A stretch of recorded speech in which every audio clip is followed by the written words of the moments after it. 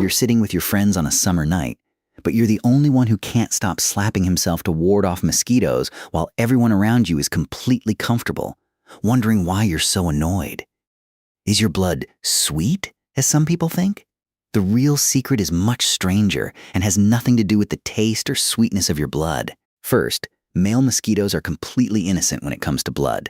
They feed only on flower nectar. The one hunting you down is the female mosquito because she needs the proteins in your blood to develop her eggs. How does she pick you specifically? Your brain thinks she sees you, but vision isn't her strongest weapon. A mosquito is a flying chemical machine that can sense the carbon dioxide you exhale from 50 meters away, tracking it like a lighthouse guiding her straight to you. As she gets closer, she starts reading your body heat and humidity. And here comes the biggest secret, the microbiome. Your skin harbors billions of microscopic bacteria that break down sweat to produce compounds called carboxylic acids.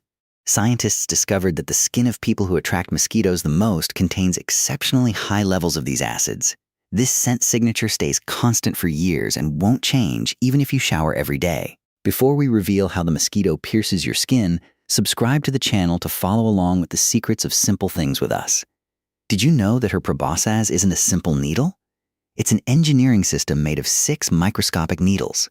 2 needles with saw-like teeth cut through the skin with rapid vibrations so you don't feel any pain. 2 needles hold the tissue open to clear a pathway. The 5th acts as a probe to locate a blood vessel. And the 6th injects saliva that prevents blood clotting so it flows continuously.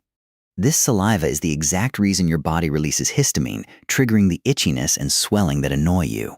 The next time you feel targeted, remember that your skin cells are acting like a chemical broadcasting station, transmitting signals you have zero control over.